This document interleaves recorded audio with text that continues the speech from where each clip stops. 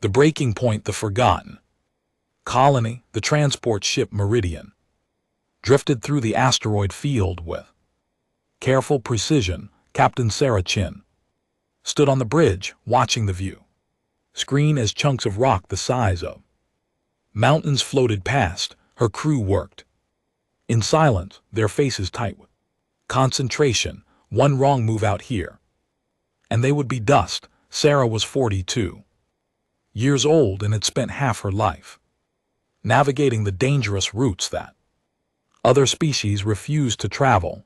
The Galactic Union called these paths death routes and marked them as forbidden zones. Humanity called them shortcuts. This difference in perspective defined everything about humanity's relationship with the rest of the galaxy. Captain, we're receiving a transmission, said Lieutenant James Park from the communication station. It's from the colony on Refuge Station. Sarah nodded.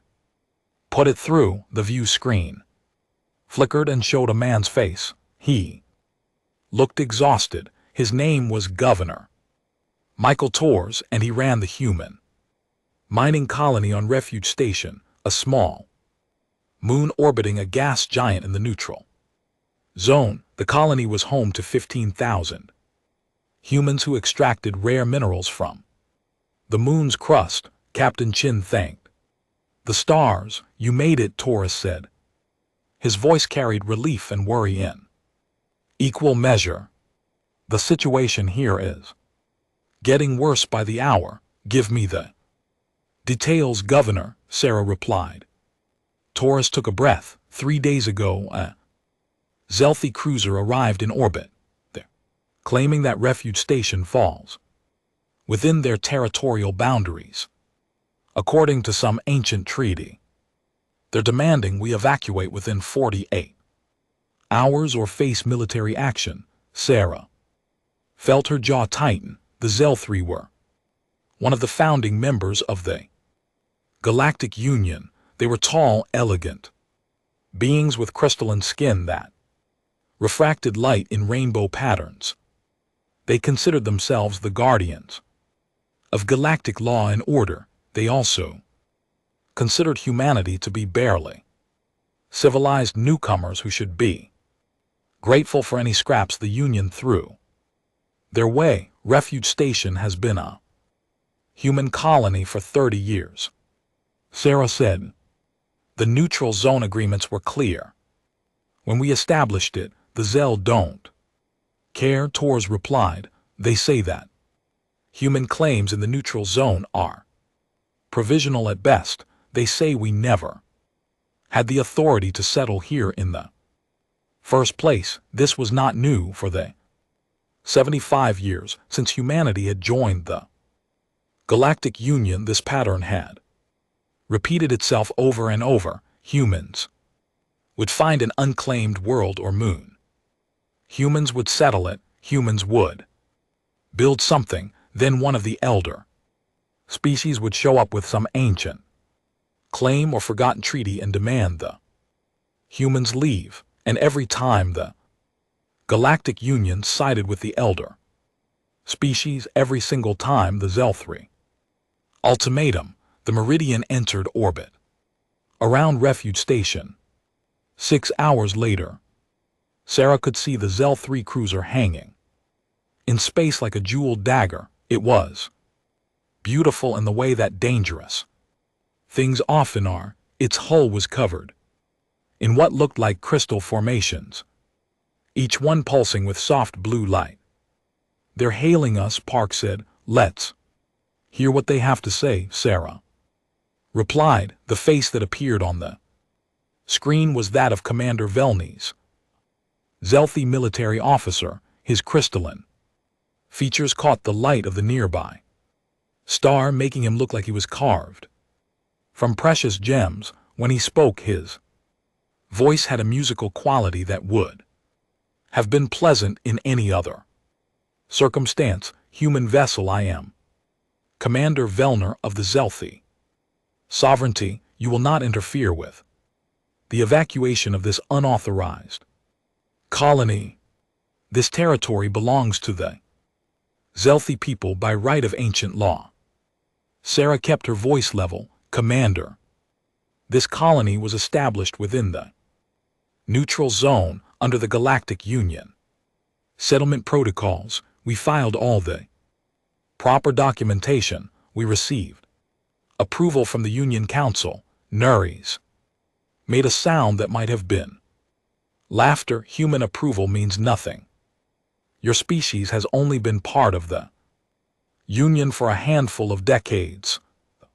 Treaties that govern the space were written before your people even had fire. You are children playing with things you do not understand. We understand that 15,000 people live on that moon. Sarah said, we understand that they've built homes and lives here.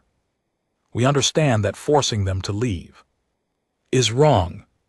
Right and wrong are concepts that require wisdom to comprehend. Replied, wisdom that your species has not yet developed. You come from a world of violence and death. You carry that violence in your blood. The fact that you refuse to accept your proper place in the galactic order only proves how primitive you truly are. Sarah had heard these arguments before. Every elder species in the Union made the same claims. Humans came from Earth, a class 12 death world, one of the most hostile environments in the known galaxy. Therefore, humans were inherently violent, inherently unstable, inherently inferior. Never mind that humanity had not started a single war since joining the Union. Never mind that human colonies were peaceful and productive. Never mind that humans had contributed countless innovations to galactic society. None of that mattered to species like the Zelthi. They had decided what humanity was, and no amount of evidence would change their minds. Commander, I'm asking you one more time to reconsider. Sarah said, there's no reason this has to end in conflict. There will be no conflict. Valeries said, you will comply or you will be removed. Those are your only options. You have 24 hours remaining. Transmission ended the decision. Sarah sat in her quarters and stared at the report on her data pad. She had sent an emergency message to Earth as soon as they arrived at Refuge Station. Response had just come through. It was not what she expected. The message was from Admiral Catherine Ross, the head of Earth's Stellar Defense Force. Sarah had served under Ross 20 years ago and respected her more than almost anyone else in the military. Captain Chin, the message began, I've reviewed your situation at Refuge Station.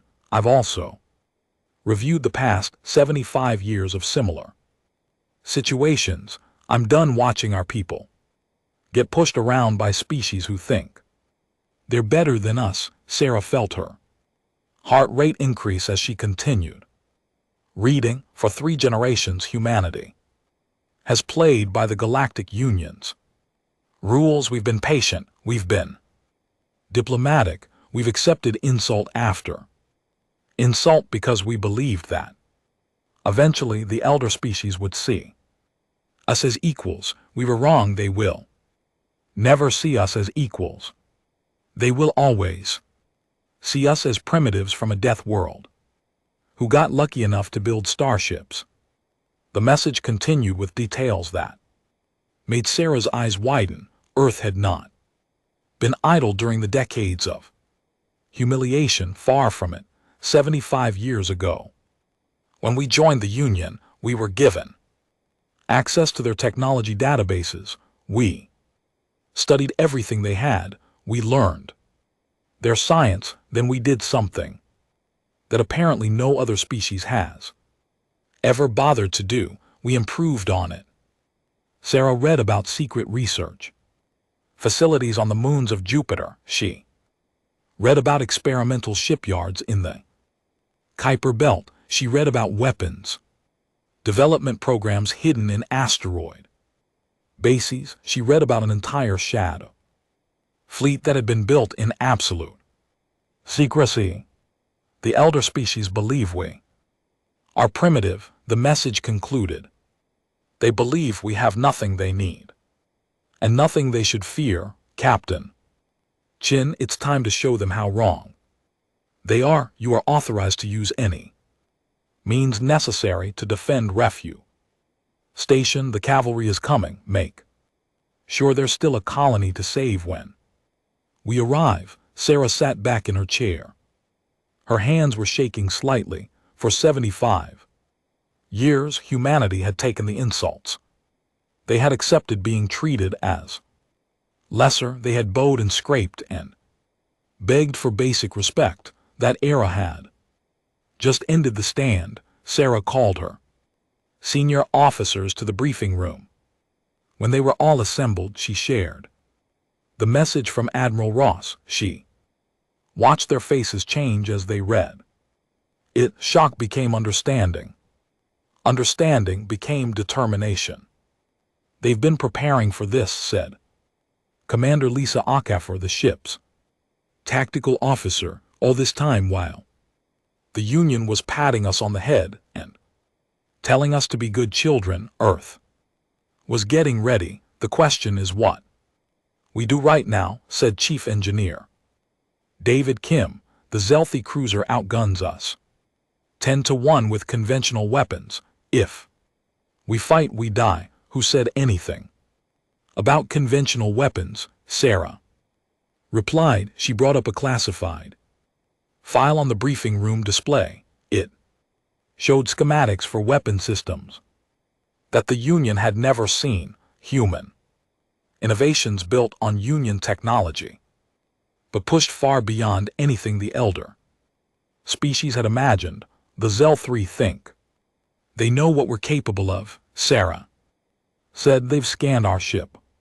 They've evaluated our weapons. They think they understand our limits. They're wrong. Over the next 6 hours, the crew of the Meridian prepared. They installed weapon modules that had been hidden and shielded.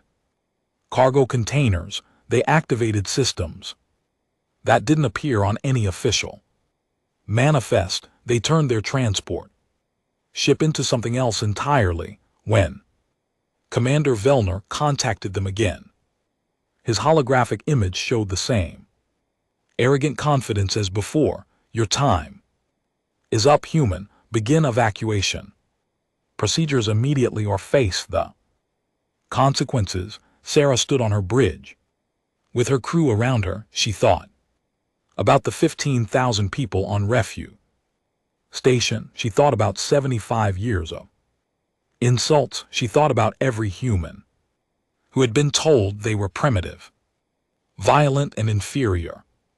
Commanderies, she said calmly, humanity is done asking for permission. We're done accepting your arrogance, and we're done pretending to be less than we are. If you want this colony, you'll have to go through us. Valerie's crystalline face twisted with anger. You dare threaten the Zel-3 sovereignty? You are one small ship. We are the might of an empire that has ruled the stars for 10,000 years.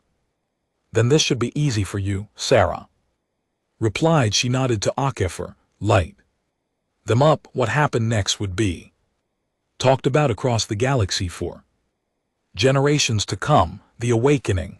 The galaxy watches. The Zethary cruiser shields flared bright purple as the first volley from the Meridian struck home. Commander Vellner staggered on his bridge, his crystalline features flickering with shock and confusion. His tactical officer was shouting something about impossible energy readings.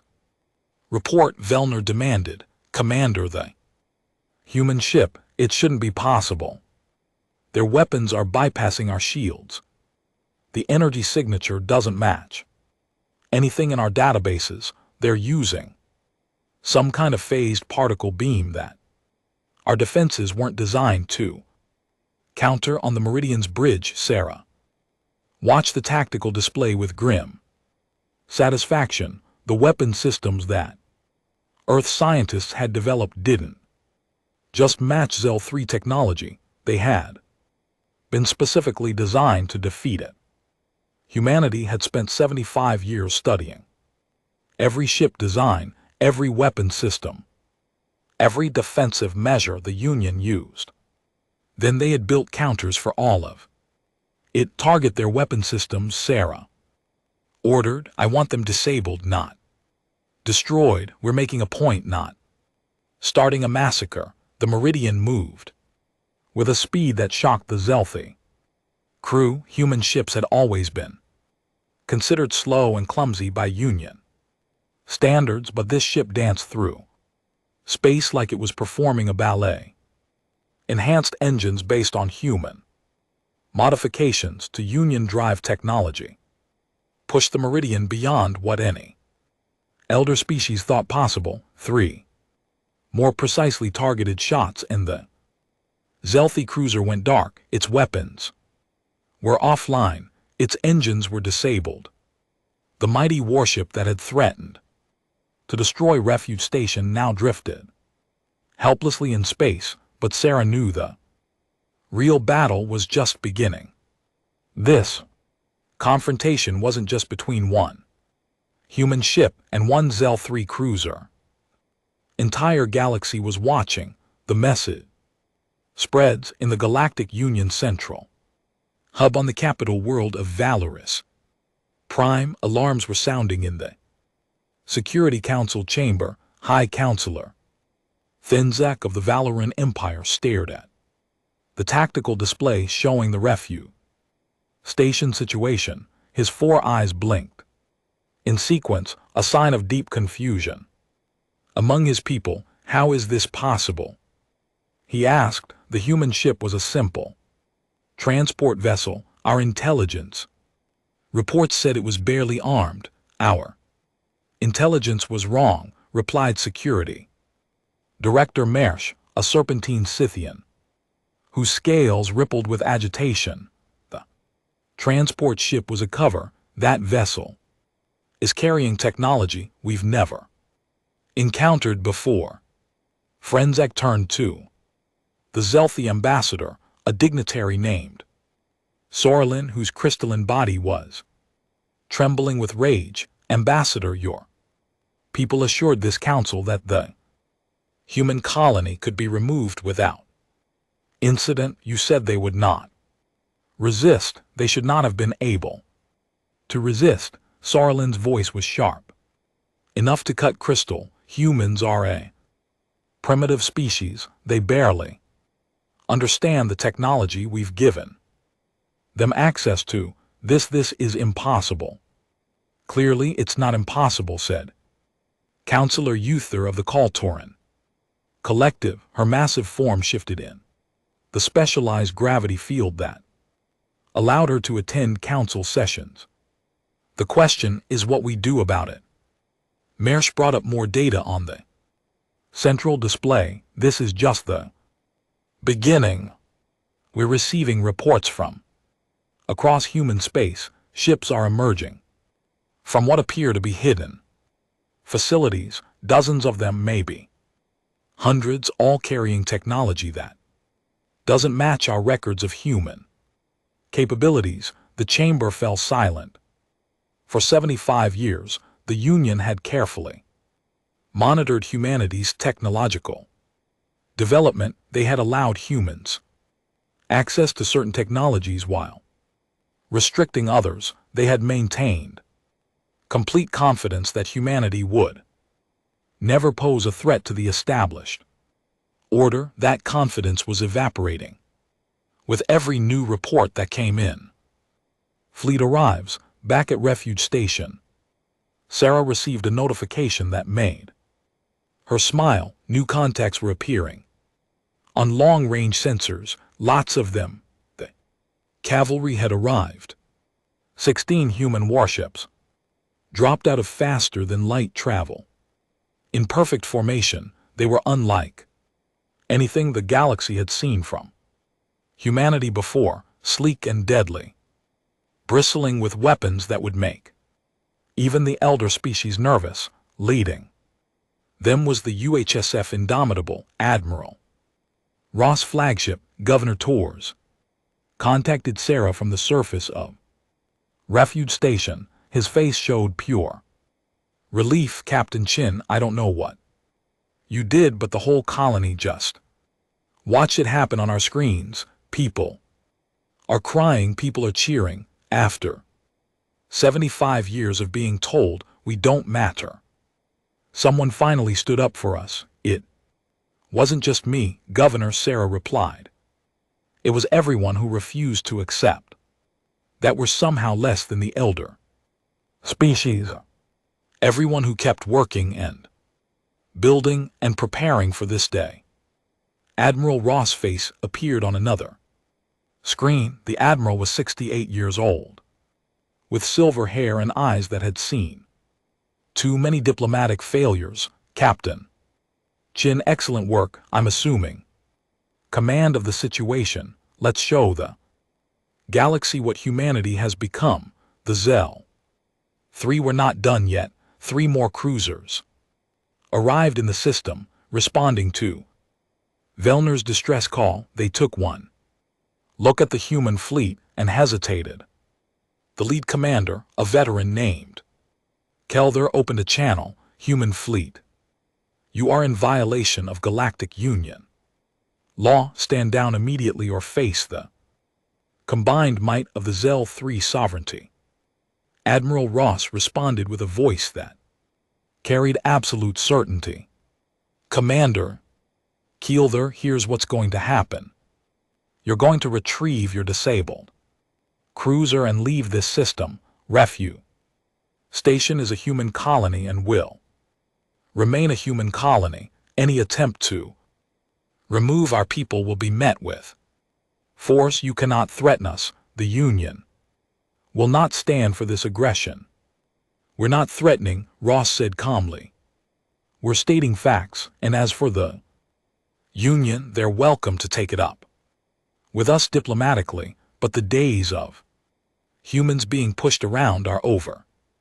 Kelder's crystalline face showed something that humans had never seen from a Zelly before: uncertainty, fear, the realization that the prey species they had dismissed for 3 generations might actually be dangerous.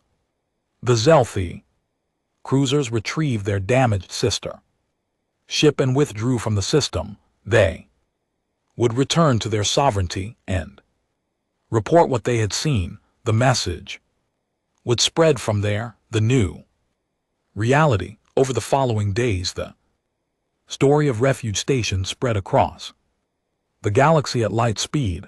Every species in the Union heard about the human transport ship that had disabled a Zell cruiser. They heard about the fleet that had appeared from nowhere. They heard about humanity's refusal to back down. The reactions varied wildly. Some species, particularly those who had also been dismissed and belittled by the elder races, celebrated quietly.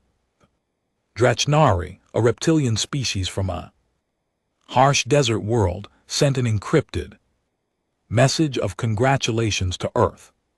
The Murthans, who lived on a high-gravity world and had been called brutes for generation, requested formal talks about an alliance. The elder species predictably were outraged. The Galactic Union Security Council convened an emergency session. Representatives from 20 elder species demanded that humanity be censured, sanctioned, or even expelled from the Union. They called the actions at Refuge Station an act of aggression and terrorism. Earth's representative, Ambassador Chin Wei, no relation to Captain Sarah Chin, stood before the council and delivered speech that would be remembered for centuries. For 75 years humanity has followed every rule you created, he Said, we've accepted your restrictions. We've tolerated your insults. We've played the role you assigned to us, the primitive Deathworlders who should be grateful you let us join your club, but here's what you never understood about humans: we learn, we adapt, we survive. That's what species from Deathworlds do. Then tried to interrupt, but Ambassador Chin raised his hand. Not finished hearing what I have to say. You spent 75 years telling us we're violent and dangerous. You've restricted our expansion because you feared what we might become. Well, congratulations. Your fear created exactly what you were afraid of by treating us like a threat. You forced us to prepare to defend ourselves. This is outrageous, Sorlin shouted. You admit to developing weapons in secret. You admit to building a military fleet without authorization. Without your authorization, Chin corrected. We never needed your permission. The Union Charter allows for defensive forces. Every species in this chamber has a military. The only difference is that you expected us to stay weak forever. Counselor Other spoke up, her massive form shifting. Ambassador Chin, what is humanity's intention now? Are you declaring war on the Union? War? Chin looked surprised. No, we're declaring independence. From this day forward, humanity will govern itself without Union interference. We will defend our colonies with our own strength. We will make our own decisions about expansion and development, and we will treat with other species as equals, not as subordinates or superiors. You cannot simply leave the Union, Thenzak declared. Watch us, Chin replied.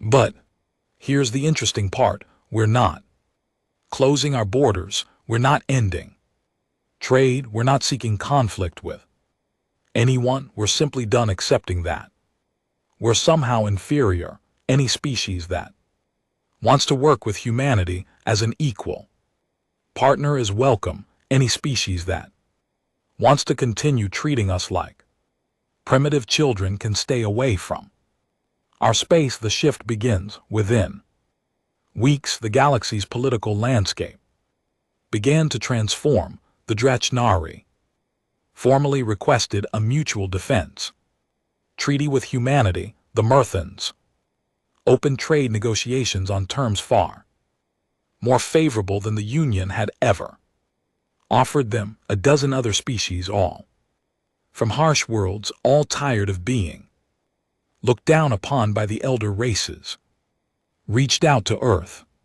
The elder species found themselves facing an uncomfortable truth. For thousands of years they had ruled the galaxy through a combination of advanced technology and cultural superiority. They had created a system where certain species were civilized and others were primitive, and that hierarchy had seemed natural and unchangeable. Humanity had shattered that illusion. If humans could rise up and demand equality, what stopped other species from doing the same? If humans could develop technology that surpassed Union standards, what did that say about the elder species' supposed superiority?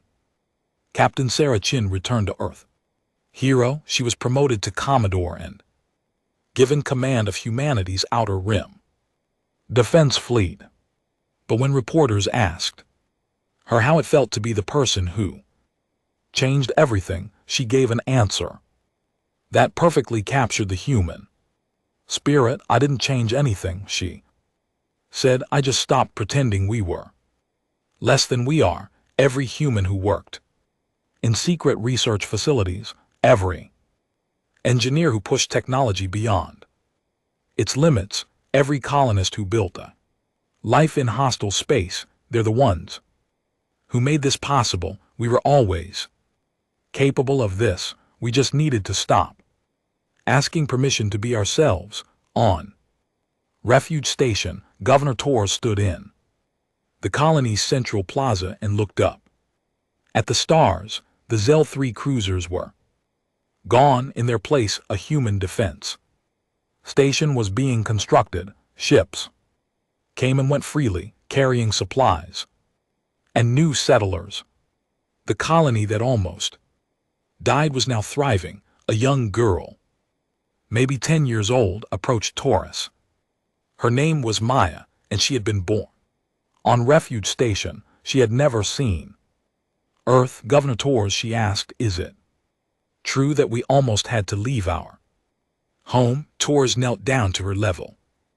Yes, Maya, but we didn't leave. We stayed and fought for what was ours. Because we're humans, Mia said. It wasn't a question, it was a statement of fact, delivered with the confidence of someone who had never doubted their worth. That's right, Torres said. Because we're humans and humans don't bow across the galaxy in a 100 different systems. Similar conversations were happening. The younger species were watching what humanity had done.